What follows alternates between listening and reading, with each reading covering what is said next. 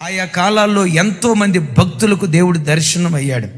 చిన్న వయసులో ఆ యవనస్తుడు తల్లిని కోల్పోయాడు. మనశ్శాంతి లేదు. ఎన్ని చేసినా తన హృదయంలో నెమ్మది కలగట్లేదు. ఒకానొక రోజు తన మనసులో అనుకుంటున్నాడు, దేవుడు అనేవాడు నిజంగా ఉన్నాడా? సిక్కులను అడిగితే మా దేవుడు దేవుడు అంటున్నారు, ముస్లిమ్స్ని అడిగితే మా దేవుడు దేవుడు అంటున్నారు, ఇంకొక మతస్థులను అడిగితే మా దేవుడు దేవుడు అంటున్నారు, బుద్ధులను అడిగితే బుద్ధుడే దేవుడు అంటున్నారు, జైనులను అడిగితే మా దేవుడే దేవుడు అంటున్నారు, ఇక క్రిస్టియన్స్ని అడిగామా యేసు ప్రభువే దేవుడు, ఇంకో దేవుడు లేడు అంటున్నారు. అట్లా కాదు. అసలు దేవుడు అనేవుడు ఉంటే నాకు కనపడాలి. 3 రోజులు ప్రార్థన చేస్తా. ఈ 3 రోజుల్లో దేవుడు కనపడ్డా నేను బ్రతుకుతా. ఏ దేవుడు నాకు కనపడలేదనుకో, 3 రోజులు అయిన తర్వాత జలంధర్ రైల్వే స్టేషన్, పంజాబ్ రాష్ట్రంలో ఉన్న జలంధర్ రైల్వే స్టేషన్కి వెళ్ళి ట్రాక్ మీద తలకాయ పెట్టి ఆత్మహత్య చేసుకుని చచ్చిపోతా. తల్లి లేదు, ఆ ప్రేమ నాకు ఇంట్లో దొరకట్లా. ఈ బ్రతికే కంటే నేను చచ్చిపోతే మంచిది కదని మనశ్శాంతిని కోల్పోయి దేవుడు అనేవాడు నాకు కనపడితే నేను బ్రతుకుతా, ఆయన కనపడి నా హృదయానికి సమాధానం ఇస్తే నేను బ్రతుకుతా అని తన ఇంట్లో ప్రార్థన చేసుకుంటున్నాడట. ఎలా ప్రార్థన చేసుకుంటున్నాడో తెలుసా? దేవుడా, నువ్వు అనేవాడు ఉన్నావు అని అందరూ అంటున్నారు, నేను కూడా కొంత నమ్ముతున్నా.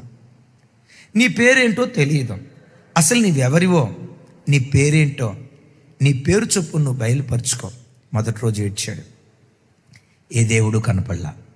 2వ రోజు ఏడ్చాడు, ఏ దేవుడు కనపడలా. 3వ రోజు ఏడ్చాడు, ఏ దేవుడు కనపడలా. ఇక 3వ రోజు మధ్యరాత్రి అవుతుంటుండగా తెల్లారిందా, జలంధర్ రైల్వే స్టేషన్కి వెళ్ళి ఆత్మహత్య చేసుకొని చచ్చిపోవాలి డిసైడ్ అయిపోయాడు. 12 అవుతుంది, 1 గంట అవుతుంది. తన మరణ గడియ సమీపించే కొద్దీ గడగడ వణుకుతూ, దేవా నీవనేవాడి ఉంటే నాకు కనపడయ్యా. నేను కూటి కోసం గుడ్డి కోసం అడగట్లేదయ్యా, నాకేదో భౌతికంగా ఆస్తిపాస్తులు ఇవ్వమని నిన్ను అడగట్లేదయ్యా. మనశ్శాంతి లేదు.